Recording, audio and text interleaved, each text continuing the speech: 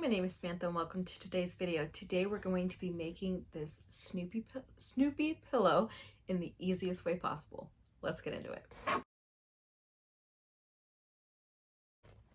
This Snoopy pillow was part of one of my first hauls this year. I've actually only had 2 hauls, so it was part of the first one. It was sewn together, but I unpicked it and I serged all 4 edges and washed it so that we could do it once again. So I have the backing piece and I have the front piece. So we are not going to use zippers, we are not going to use buttons, we are going to make this in the easiest way possible. Now, the way you do the bottom, it depends on whether you're going to stuff it or whether you're going to place it over a pillow.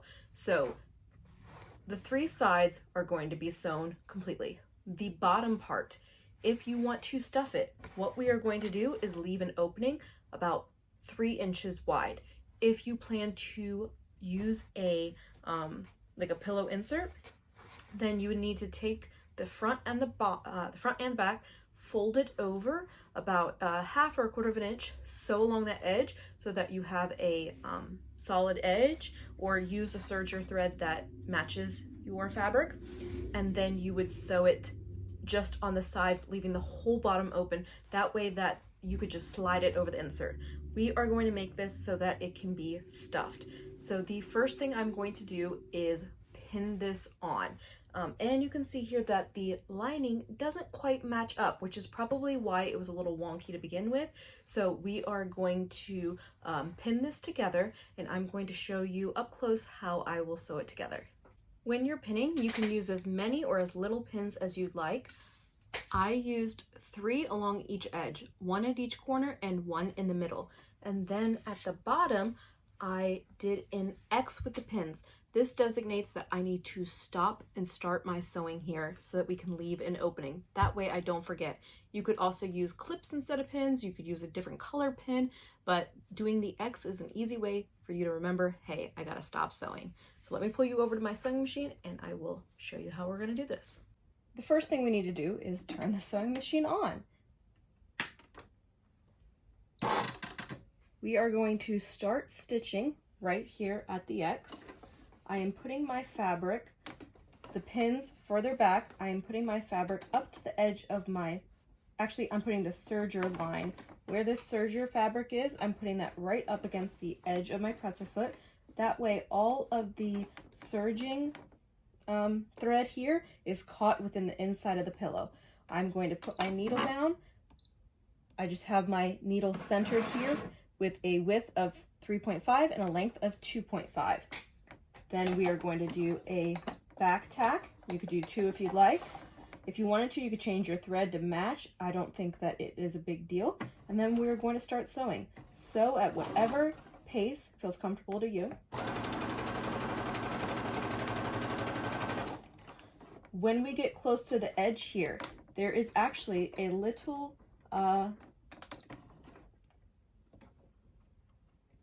guy on the presser foot.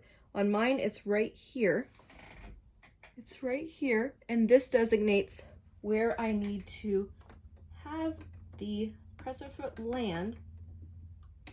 Oh, got my thread caught in there. Hold on one second. I'm just gonna do a back tack because it's a little loose right now from doing that. But I want that little dot to land right at where my serging thread is. And I took out the pin because you do not want to sew over your pins. So go up to that point, stop, lift up the presser foot, pivot your fabric, place it back down.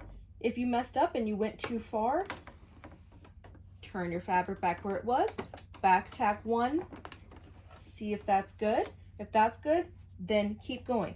And then you're gonna sew along the next edge. So don't be afraid of going too far.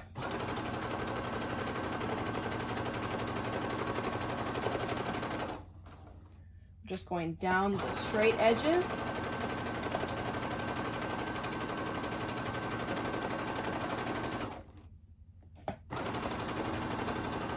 Again, take a look at the foot.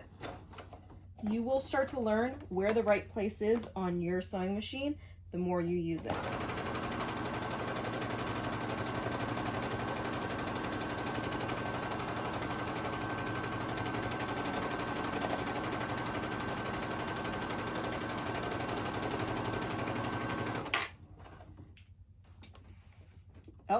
So I turned this time and I'm too early. So I'm gonna put it back.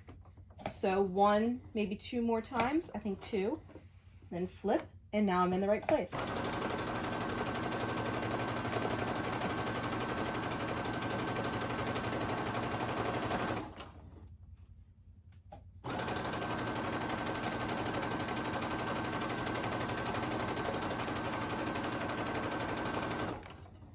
Last corner.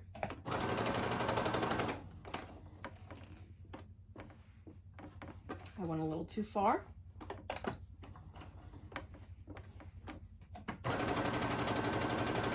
So we're coming up on the X. I'm just going to take it out so that I don't sew on top of the pins.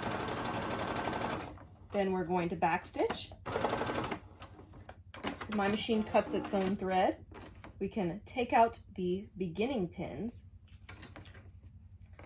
And now, if you hadn't already serged, you could serge, or you can pink. You can cut the corners if you'd like. I am going to snip the corners at an angle like this. This will allow for the corners to be better poked out when we turn the project.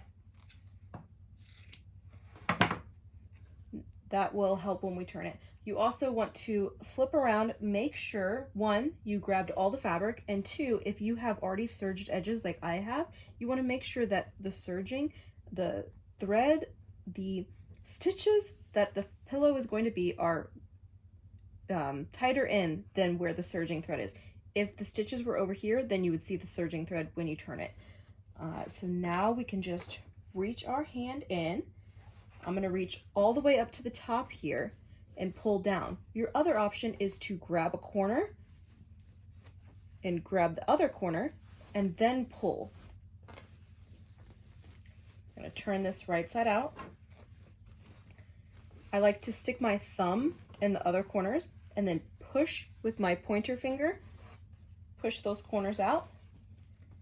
Do that to all of the corners. You can also use scissors or a turning tool or chopsticks, something to poke out the corners. Let me get all of these corners nice and turned.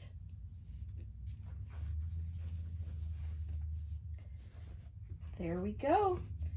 It is perfectly sewn up now.